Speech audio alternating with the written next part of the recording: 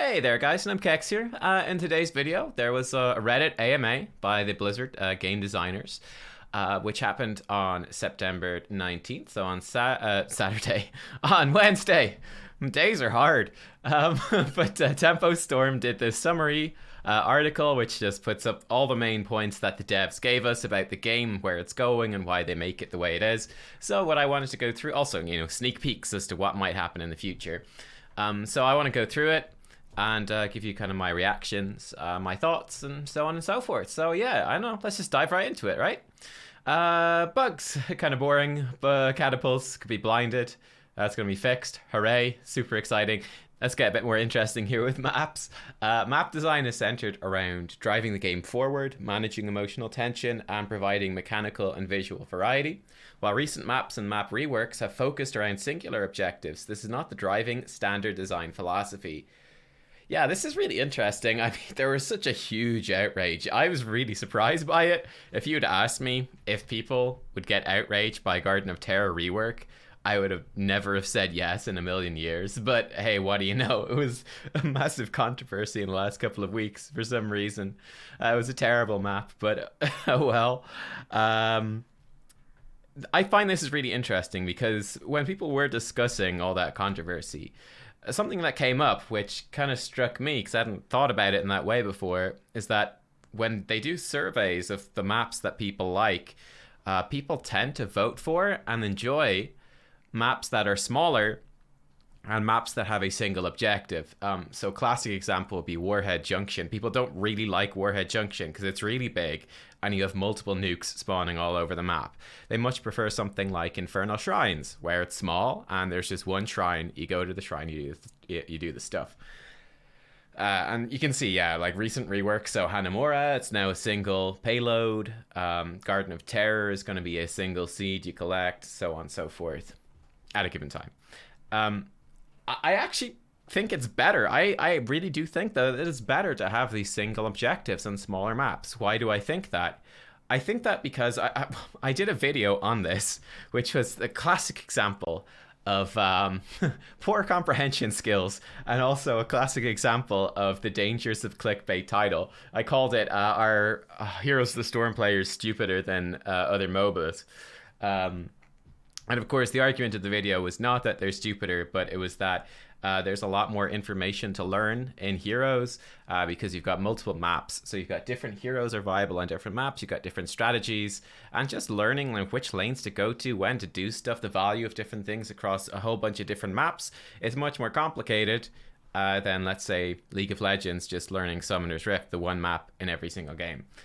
And that's why I like this idea of the singular objective. It's not that complicated. Or let me put it like this, actually, this is better. There's enough complexity in a map like Infernal Shrines with a single objective without needing to have, these giant map. Because if I sit down and I say, how do you play Infernal Shrines? What's the ideal way to play it versus what's the ideal way to play Warhead Junction? How should you split your team? Much easier to give the answer for Infernal Shrines, right? So I do think that's why people enjoy those maps more. They're easier to understand. Which means that you can learn and put in place an effective strategy. It's easy to understand who's winning and who's losing.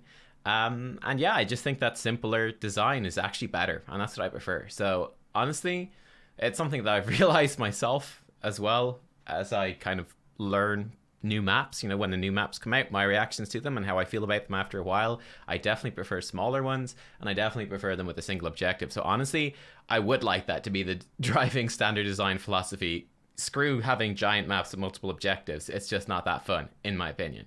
Let me know what you think, though. Matchmaking and ranked play. The devs are working on dynamic matchmaking restrictions that scale based on the number of players in the queue to help with off-peak hours. All I have to say about this is, yeah, I mean, it's obviously going to be really hard to matchmake if there's not enough people on to do good matchmaking. So yeah, that's tough. And it's always going to be a compromise in off-peak hours, always. Since the recent matchmaking changes, some players have had their MMR dramatically diverge from their rank, causing longer queue times. The devs find this unacceptable, looking into these situations directly. And the devs are reconsidering the philosophy guiding the current rank system for HOTS, want to determine if it's the right fit for the game. This is a big thing that I've really been thinking about, which is there's a certain enjoyment to kind of playing the game competitively and learning the best strategies. So kind of how you play Hero League. But I do have a lot of nostalgia, I've got to be honest with you guys, for when I first picked up the game and we're just messing around, right? It's just like running around randomly as Nova on Blackheart's base shooting stuff without really knowing what I was doing or what's going on. That was a fun time. So I do kind of miss that. And I mean, now having done Hero League and played it competitively for a few different seasons, I know for myself I usually like do one season competitively and then I'm kind of like, yeah, I'm done with it for about 3 seasons, then maybe come back for the sake of videos or whatever. It's not that interesting to me. I honestly prefer just like chilling out, having fun and messing around. So yeah, it'd be interesting to see where they could go with rank stuff for HOTS. And I think it's very tricky too. I think the game, this is a more meta, more philosophical thing, right? But I do think that if esports didn't exist, I wonder what sort of game Heroes of the Storm would be. Because I've talked about it before, how they have to unify the game a bit more in consideration of the fact that esports exists. They have to have the game be representative of that and to match up with it, because it's it's the public face of the game. It's what people watch. They have to be kind of similar. I wonder if they'd never made it as an esports thing, if esports wasn't so important to the MOBA genre, what might have happened? What sort of game HOTS would be? I don't know. Let me know what you would have think of that about that, especially you guys that maybe played it back in the alpha, the beta. I played some in the beta when the game first came out. Where do you think HOTS might have evolved to now, if esports and making it an esports game was never a factor? I'm curious. Systems then. The general design principle is for percentage-based bonuses to be additive with one another. A handful of tooltips do not match their actual percentage-based enhancement effects as they perform in-game. These will be addressed soon. I don't have anything to say about that. Let's move on. Heroes. Hey, design philosophy for heroes. The devs would like to add more quirky heroes, such as Abathur, Cho'Gall, and Murky, but they have to ensure they're balanced and fun to both play with and against. Yeah, I mean, I agree with this, weird heroes like that, they have to be much harder to design than more standard heroes. It has to be really complicated, so a lot of work has to go into it. I wouldn't honestly expect that many more to come out. I think realistically, I'm sitting here going, maybe we'll have one like really quirky hero like Abathur, Cho'Gall, or Murky every 2 years, maybe. I don't really see it happening any more than that. These heroes, they tend to, like we were talking just about the esports stuff, they tend to not be very viable in esports. Sometimes some of them are. Like I think Murky was pretty decent for like one patch. Abathur's tends to be pretty viable, but we don't really see much Cho'Gall. The odd time we do. But yeah, the weirder, the old specialist type heroes, a lot of them don't tend to be super viable at higher levels. It's just the amount of work that has to go in to design something like that they could just invest into making, let's say, 2 more normal heroes and sell twice as much. These heroes also tend to be somewhat unpopular in terms of pick rate. So I think there's a lot of factors. There's a lot of, it's just that opportunity cost of making a weird hero. I think, it's a bit of a for me, it's a selling point of HOTS, is that you have those cool, weird heroes. I like it a lot. But I can see how they go, in order to keep people happy with that, maybe one every 2 years, so that we have some more quirky heroes coming out. But realistically, it's such an investment to make them that we're better off making different ones. That's kind of think about that. There were points in development where Stukov could revive dead heroes as Zerg constructs with unique abilities. Alexstrasza could heal enemies. Mephisto could make enemy heroes hostile to each other. Hey, they all sound pretty cool actually, right? But it shows you there's good. I mean, I bet if you ask any single person watching this video, everyone would have some cool ideas for unique stuff that could be added. But it's figuring out what actually works and is actually fun and balanceable. That's a whole different question, right? It's the same with everything. Everyone's got a great idea for a book, for example. Everyone has a great idea for a novel, or most people do. But it's having the actual skill to sit down and write that and have it be good. That's what makes authors special, right? The devs value both large reworks and small balance tweaks. Hooray. Good job, devs. Reworks are necessary to update older heroes to match current design goals, make them competitive with newer heroes, and to solve fundamental design issues in their base kits. Small balance tweaks help refresh stale talent builds. Yeah, 100% agree. Dev Matt Villers feels there is room for more frontline supports. 100% agree. I actually really like Matt. I'm pretty sure Matt's the guy who designed Alexstrasza and also Whitemane. So in my opinion, Matt's on a roll with the hero design. So thumbs up, Matt. Keep it up. Design philosophy for support heroes has shifted towards increasing emphasis on interactive and skill-based gameplay. I have to say, yeah, like I was just saying, I really think that the HOTS team, you know, I think the assassins are okay. I think tanks are okay. I think, though, that the best heroes in Heroes of the Storm in the last like year or two have been support heroes. I think they've done an amazing job of making support a really interesting role. Alexstrasza, Ana is super fun. Whitemane is super fun. I think the rework for Tyrande is really good. I think the rework for Brightwing that's just coming out looks really good. Lucio is pretty cool too. There's another, I don't know, there's a few. But anyway, I really do think that they've done a brilliant job of making more and more interesting supports. I mean, if you go back like 2 years ago, or maybe 2.5, I'm not sure exactly when, but there was a while there where, there were not that many supports. And honestly, they weren't that fun, in my opinion anyway. I think that support we got loads more now in the game. We got a really nice variety, and I think that they're a lot of fun to play. So yeah, I think the HOTS team is on their game when it comes to making good support heroes, and I'm really happy about that. Hero roles then. Dev Adam Jackson was the main balance designer on Blaze. He is surprised that Blaze ended up in the off-tank role. Oh boy.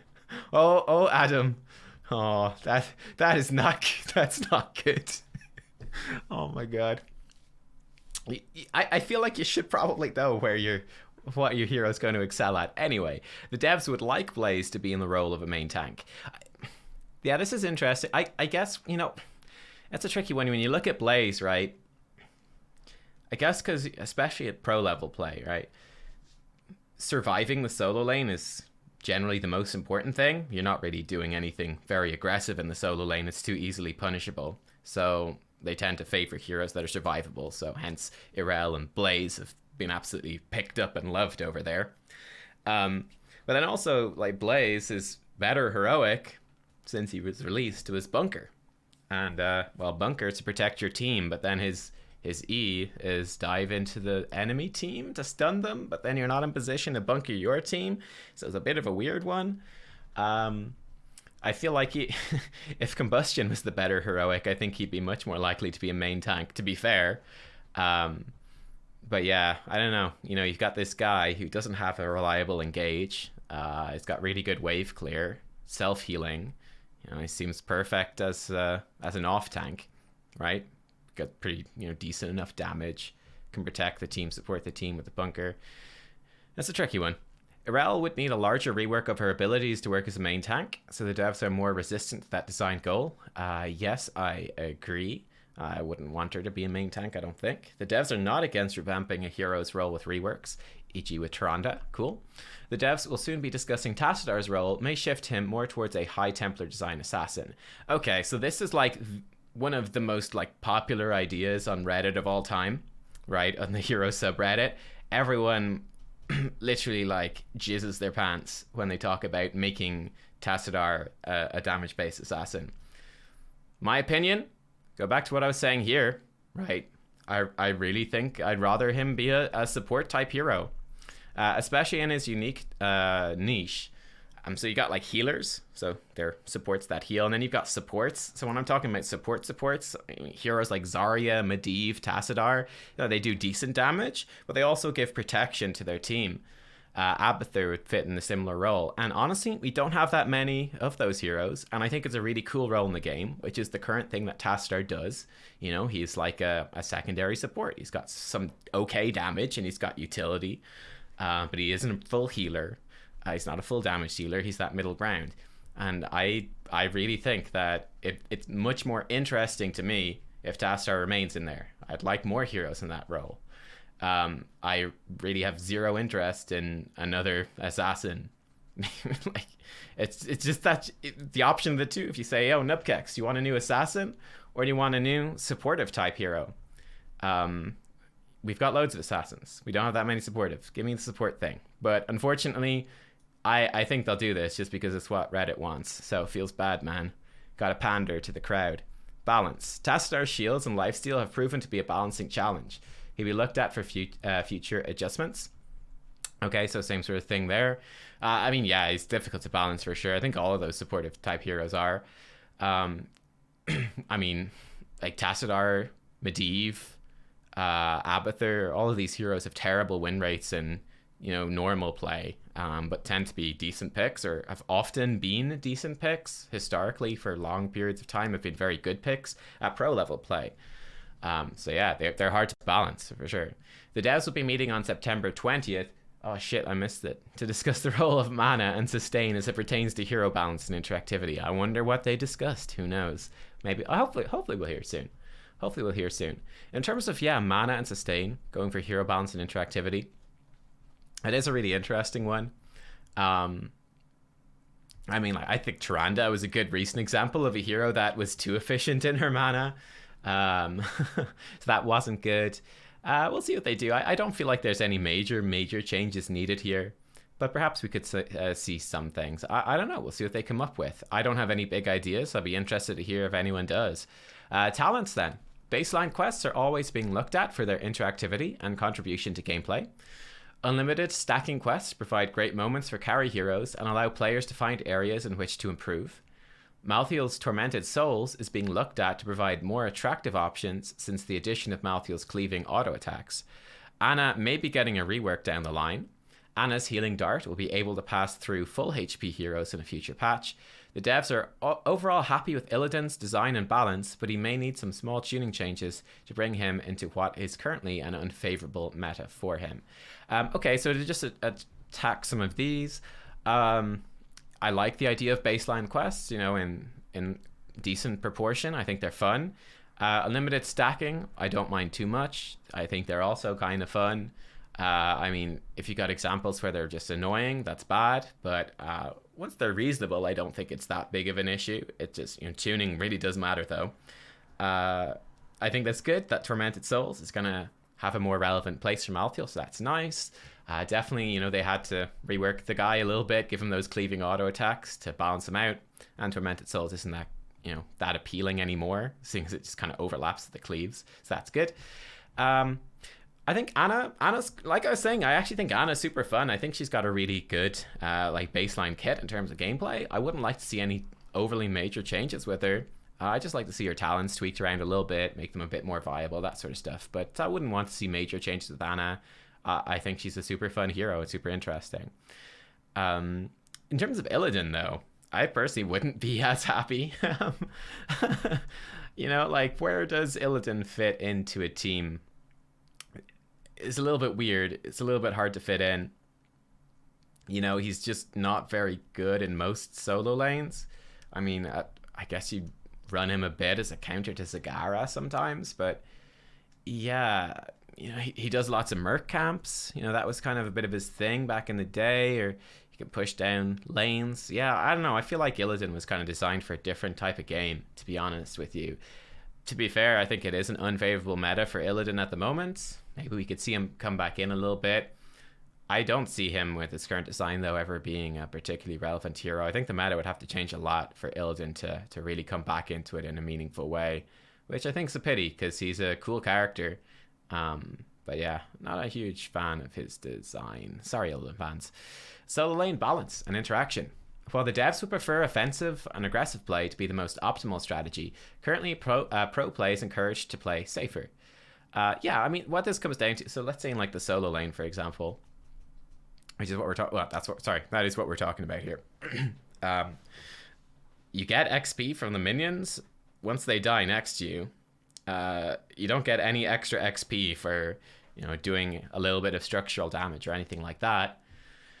And that's one of the issues then, is it's much better to just stay safer, because if you push up in your lane, if you go forwards aggressively, you risk dying. If you die, that means you're going to miss all of the XP up there. You've got no one else to come up and to take over. So yeah, playing safe is just much smarter. It keeps you safer, and it keeps you getting that XP. So yeah, that's just the better thing. Some members of the community suggest that infinite tower ammo contributes to the current solo lane meta, in which high sustain and wave clear is prioritized over winning the lane or pushing. The devs recognize this, but believe it's a small part of many factors which affect solo lane balance. Yeah, I don't see this as being a major factor. I think it is a small thing, you know, like you could do more damage by depleting turret ammo. That was a bigger deal, you know, like Zool or something could do that quite a bit before, Zagara for example as well. So it's part of it.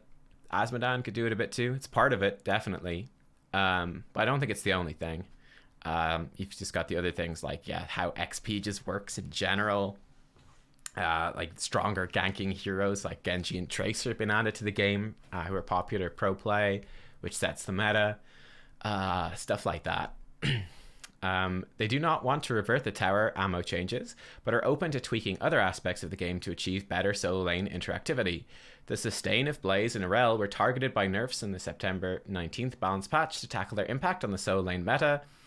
The devs are looking to address more health and mana management balance as it pertains to the solo lane, and provide more rewards for out-trading your opponent and winning the lane.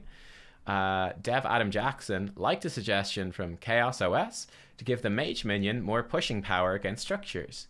Yeah, I think that's a pretty cool idea, all right. That's definitely something. I did remember seeing this somewhere.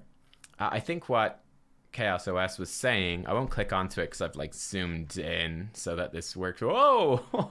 I zoomed in a lot to make this video more viewable for you guys. Where were we? We're over here.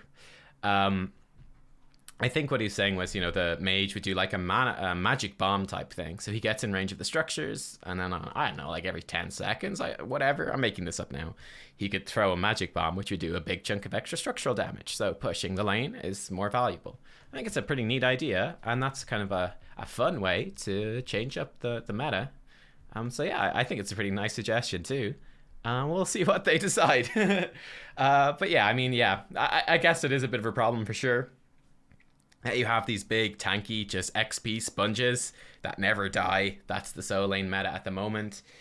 I mean, it definitely limits, you know, you can't really run, let's say, a melee assassin, because, I mean, they can't. You put a melee assassin up in that top lane, right? Let's say that top lane, the solo lane.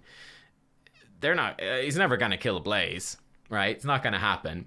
And the assassin is just going to be vulnerable to being killed, because they're squishy. Don't have that good escapes typically. So yeah, it's a difficult one. It's very, very tricky. And typically we see, let's say Maiev, for example, it's a melee assassin or thrall.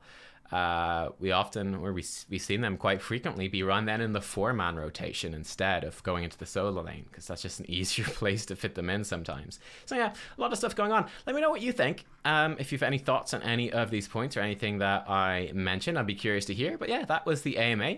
As always, great to see interaction and feedback and an insight into what the devs are thinking and where the game is going. So yeah, thanks for watching, guys. I hope you enjoyed. Let me know what you think, and I'll see you next time for more Here's the Storm. Bye-bye.